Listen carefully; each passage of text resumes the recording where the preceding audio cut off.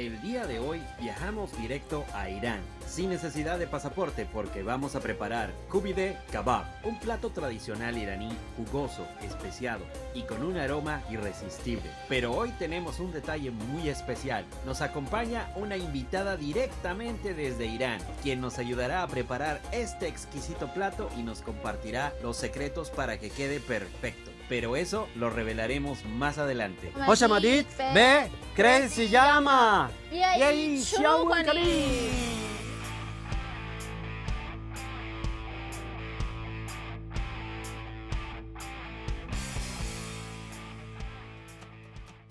Así es, el día de hoy vamos a preparar un plato increíblemente sabroso y lleno de historia, el Koobideh Kabob.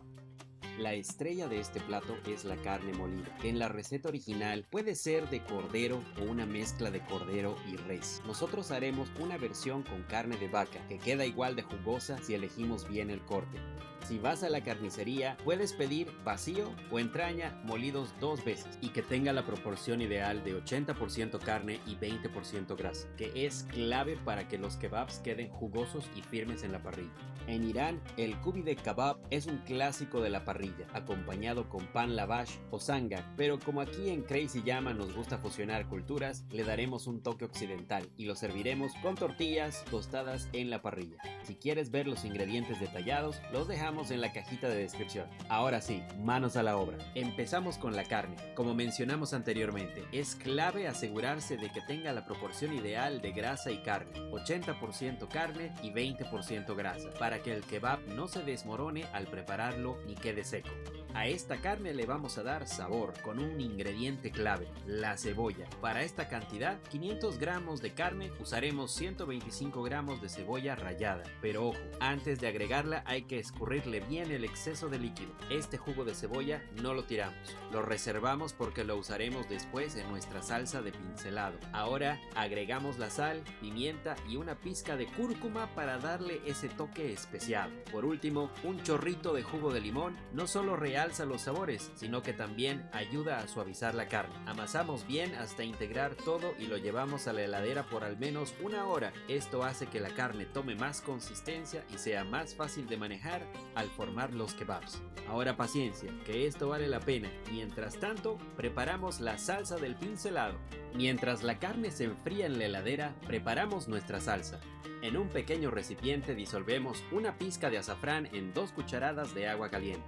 Dejamos reposar 1 minuto para que suelte todo su color y aroma. En una cacerola pequeña derretimos media taza de mantequilla sin sal y agregamos media taza de agua de cebolla. Incorporamos el azafrán disuelto y luego agregamos una pizca de cúrcuma, pimienta y sal al gusto. Ponemos a hervir la mezcla un par de minutos y listo. Ahora tenemos una salsa dorada y aromática que usaremos para pincelar los kebabs en la parrilla.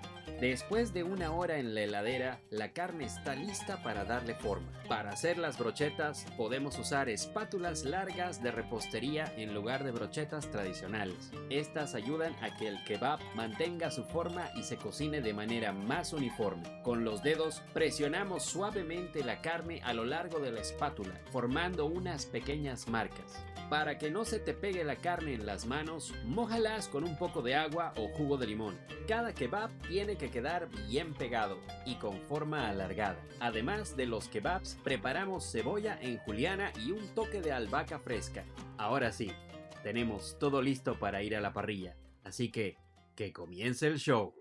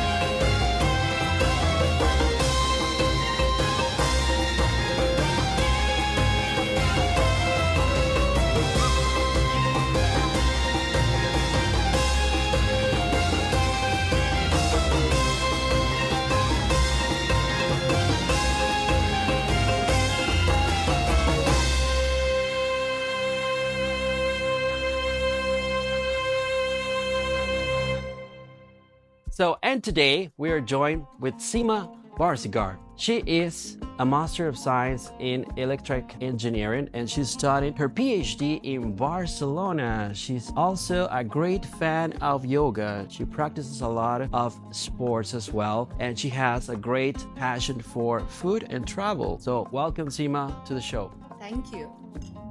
Is it true that all Iranians have based on the old ancient culture of tarov, this amazing culture of being really polite and nice to everybody?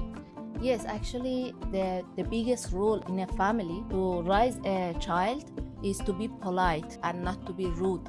And yes, it is the tarov that in all around the world, I think just Iranian, they have this culture. Amazing. And is it true that most Iranians, they love tea, especially the black tea? After meals, they love to have this amazing black tea. Is it like a general custom in Iran? Yes, actually in the warmest weather in the summer and the coldest time in the winter time, we use tea. And also it is like a beverage for welcoming people to our house. So yes, we are passionate about the chai actually. As a very well-known professional in your career and happen to travel lots of countries like Europe, Italy, France, Barcelona, Uruguay, is there a breathtaking moment in your life during those trips that you would like to remember forever or you would like to go back in time and live it again? Yeah, actually, I love all the places that I have visited. But for me, Istanbul is one of the places that always I go back. So I repeat it. But the other places, I like to explore new places. So I don't repeat the things. I just travel around to visit new places. But Istanbul is one of the places that I have been there for a long time. So as a yoga fan, since yoga has this philosophy of balance in life, what any other lessons for life would like to share with us? Actually, the biggest lesson that yoga taught me is being kind to yourself and don't compare yourself with anyone. So these two are the biggest lessons that I have learned. As a really admirable professional in your career, electric engineering, and working in a PhD in Barcelona, how do you see the future of technology now that your research is focused on machine learning or artificial intelligence applied to 5G networks? So how would you see the future in 10 years of technology for the world?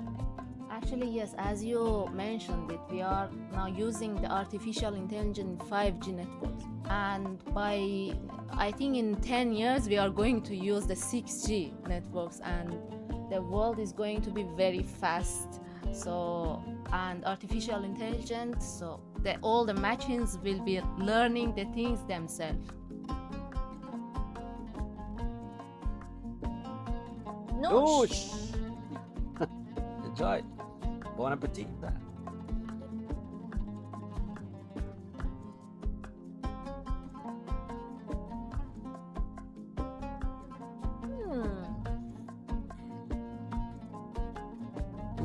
So good. You see the flavors are so good, it's so tasty. You know, the onion and the basil, but besides the meat is so tasteful, it's little flavor. You know, it's so amazing. You know, like the saffron, you can still feel in it, right? It's so good. You know, it's so, this delicacy of meat is so tasteful. It's like butter. You know, it really needs the fat because the fat is flavor. So that's why you got 20% of the fat on the meat. It's so amazing. I love it. It's good. It's my favorite dish in Iran. So do you feel like home? Yeah, thank you. Oh my gosh. Nourish everybody. Very tasty and inside it's really juicy because of how you cook it. It is slow cooked, but in 5 minutes it is done. So because of the fat, it's really nice and juicy. I love it. You know what? It's like, I wish you could taste this because, you know, it has lots of flavors here. It's not really flavor, it's like strong. It's mild and soft, but it's like a delicacy. So it's really good if you want to have been with a couple or with a special dinner with your most important person. It's gonna be amazing. Let me tell you, the saffron and the turmeric and the cumin and the stuff, you don't feel them in like as one. It's a whole combination of flavors. It's like something I've never tried before. You should taste it. You have seen that the recipe is so easy to make it. We made it like in an hour, and it's so good and so tasteful. So thank you so much, Sima. Like, appreciate it. I hope you enjoyed this amazing time. And how do you say hope to see you soon in Iran? Is به امید دیدار. با امید دیدار. Nos vemos muy pronto. See you soon. Sí. Noosh. Nush.